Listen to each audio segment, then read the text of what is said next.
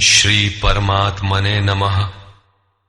यथार्थ गीता, श्रीमद् भगवत गीता, अथ प्रथमो अध्यायः। निहत्य धार्तराष्ट्रान्नः का प्रीतिः स्याज्जनार्दन, पापमेवाश्रयेदस्मान् हत्वैतानाततायिनः। हे जनार्दन, धृतराष्ट्र के पुत्रों को मारकर भी हमें क्या प्रसन्नता होगी। जहां धृतराष्ट्र अर्थात धृष्टता का राष्ट्र है, उससे उत्पन्न मोह रूपी दुर्योधन इत्यादि को मारकर भी हमें क्या प्रसन्नता होगी।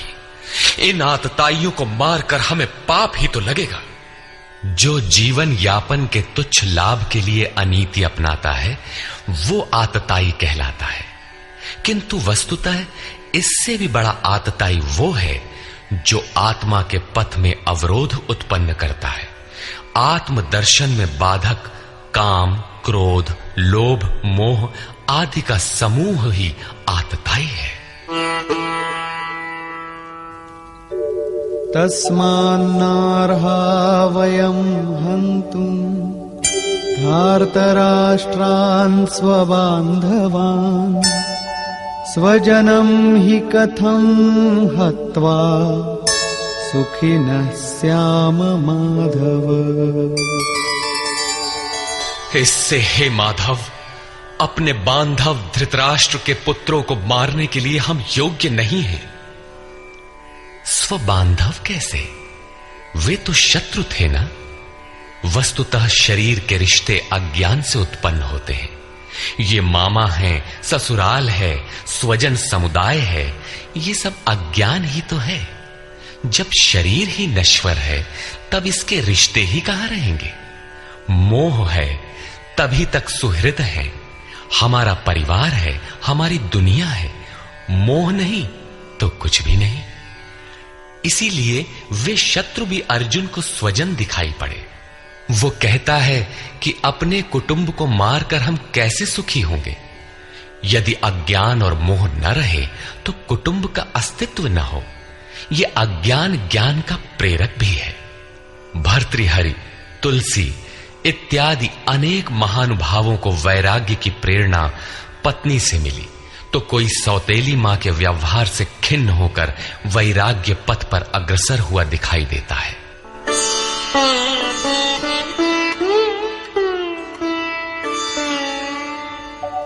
यद्यप्येतेन पश्यन्ति लोभोपहत चेतसः, कुलक्षयकृतं दोषं मित्रद्रोहे च पातकम्। यद्यपि लोभ से भ्रष्ट चित्त हुए ये लोग कुल नाश के दोष और मित्र द्रोह के पाप को नहीं देखते हैं, ये उनकी कमी है। फिर भी कथं न ज्ञेयमस्माभिः पापादस्मान्निवर्तितुं, कुलक्षयकृतं दोषं प्रपश्यद्भिर्जनार्दन। हे जनार्दन, कुल नाश से होने वाले दोषों को जानने वाले हम लोगों को इस पाप से हटने के लिए क्यों नहीं विचार करना चाहिए। मैं ही पाप करता हूं ऐसी बात नहीं, आप भी भूल करने जा रहे हैं। कृष्ण पर भी आरोप लगाया। अभी वो समझ में अपने को कृष्ण से कम नहीं मानता। प्रत्येक नया साधक सद्गुरु की शरण जाने पर इसी प्रकार तर्क करता है और अपने को जानकारी में कम नहीं समझता। यही अर्जुन भी कहता है कि ये भले न समझें, किंतु हम आप तो समझदार हैं। कुल नाश के दोषों पर हमें विचार करना चाहिए। कुल नाश में दोष क्या है? कुलक्षये प्रणश्यन्ति कुलधर्माः सनातनाः धर्मे नष्टे कुलं कृत्स्नम् अधर्मोऽभिभवत्युत। कुल के नाश होने से सनातन कुल धर्म नष्ट हो जाते हैं। अर्जुन कुल धर्म कुलाचार को ही सनातन धर्म समझ रहा था। धर्म के नाश होने पर संपूर्ण कुल को पाप भी बहुत दबा लेता है। अधर्माभिभवात् कृष्ण प्रदुष्यन्ति कुलस्त्रियः स्त्रीषु दुष्टासु वार्ष्णेय जायते वर्णसंकरः। हे कृष्ण, पाप के अधिक बढ़ जाने से कुल की स्त्रियां दूषित हो जाती हैं। हे वार्ष्णेय, स्त्रियों के दूषित होने पर वर्ण संकर उत्पन्न होता है। अर्जुन की मान्यता थी कि कुल की स्त्रियों के दूषित होने से वर्ण संकर होता है, किंतु श्री कृष्ण ने इसका खंडन करते हुए आगे बताया कि मैं अथवा स्वरूप में स्थित महापुरुष यदि आराधना क्रम में भ्रम उत्पन्न कर दे तब वर्ण संकर होता है। वर्ण संकर के दोषों पर अर्जुन प्रकाश डालता है।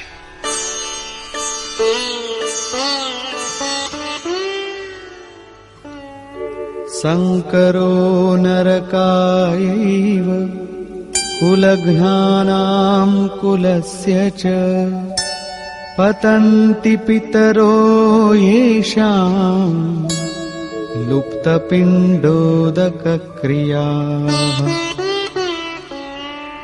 वर्ण संकर कुल घातियों और कुल को नरक में ले जाने के लिए ही होता है। लुप्त हुई पिंड क्रिया वाले इनके पितर लोग भी गिर जाते हैं। वर्तमान नष्ट हो जाता है, अतीत के पितर गिर जाते हैं और भविष्य वाले भी गिरेंगे। इतना ही नहीं, दोषैरेतैः कुलघ्नानां वर्णसंकरकारकैः उत्साद्यन्ते जातिधर्माः कुलधर्माश्च शाश्वताः। इन वर्ण संकर कारक दोषों से कुल और कुलघातियों के सनातन कुल धर्म और जाति धर्म नष्ट हो जाते हैं। अर्जुन मानता था कि कुल धर्म सनातन है, कुल धर्म ही शाश्वत है, किंतु श्री कृष्ण ने इसका खंडन किया और आगे बताया कि आत्मा ही सनातन शाश्वत धर्म है। वास्तविक सनातन धर्म को जानने से पहले मनुष्य धर्म के नाम पर किसी न किसी रूढ़ि को जानता है। ठीक इसी प्रकार अर्जुन भी जानता है जो कृष्ण के शब्दों में एक रूढ़ि है। उत्सन्न कुलधर्माणां मनुष्याणां जनार्दन नरके नियतं वासो भवतीत्यनुशुश्रुमा। हे जनार्दन, नष्ट हुए कुल धर्म वाले मनुष्यों का अनंत काल तक नरक में वास होता है, ऐसा हमने सुना है। कुल धर्म ही नहीं नष्ट होता, बल्कि शाश्वत सनातन धर्म भी नष्ट हो जाता है। जब धर्म ही नष्ट हो गया तो ऐसे पुरुष का अनंत काल तक नरक में निवास होता है, ऐसा हमने सुना है, देखा नहीं, सुना है। अहो बत महत् पापं कर्तुं व्यवसिता वयं यद्राज्य सुखलोभेन हन्तुं स्वजनमुद्यता। अहो, शोक है कि हम लोग बुद्धिमान होकर भी महान पाप करने को तैयार हुए हैं। राज्य और सुख के लोभ से अपने कुल को मारने के लिए उद्यत हुए हैं। अभी अर्जुन अपने को कम ज्ञाता नहीं समझता। आरंभ में प्रत्येक साधक इसी प्रकार बोलता है। महात्मा बुद्ध का कथन है कि मनुष्य जब अधूरी जानकारी रखता है तो अपने को महान ज्ञानी समझता है, और जब आधे से आगे की जानकारी हासिल करने लगता है तो अपने को महान मूर्ख समझता है। ठीक इसी प्रकार अर्जुन भी अपने को ज्ञानी ही समझता है। वो कृष्ण को ही समझाता है कि उस पाप से परम कल्याण हो, ऐसी बात भी नहीं। केवल राज्य और सुख के लोभ में पड़कर हम लोग कुल नाश करने को उद्यत हुए हैं। महान भूल कर रहे हैं। हम ही भूल कर रहे हैं, ऐसी बात नहीं, आप भी भूल कर रहे हैं। एक धक्का कृष्ण को भी दिया। अंत में अर्जुन अपना निर्णय देता है, यदि माम प्रतीकारम् अशस्त्रं शस्त्रपाणयः धार्तराष्ट्रारणे हन्युः तन्मे क्षेमतरं भवेत्। यदि मुझ शस्त्र रहित न सामना करने वाले को शस्त्रधारी धृतराष्ट्र के पुत्र रण में मारे तो उनका वो मारना भी मेरे लिए अति कल्याणकारक होगा। इतिहास तो कहेगा कि अर्जुन समझदार था, जिसने अपनी बलि देकर युद्ध बचा लिया। लोग प्राणों की आहुति दे डालते हैं कि भोले भाले मासूम बच्चे सुखी रहें, कुल तो बचा रहे। मनुष्य विदेश चला जाए, वैभवपूर्ण प्रासाद में रहे, किंतु 2 दिन बाद उसे अपनी छोड़ी हुई झोपड़ी याद आने लगती है। मोह इतना प्रबल होता है। इसीलिए अर्जुन कहता है कि शस्त्रधारी धृतराष्ट्र के पुत्र मुझ न प्रतिकार करने वाले को रण में मार दें, तब भी वो मेरे लिए अति कल्याणकारी होगा, ताकि लड़के तो सुखी रहें। संजय उवाच।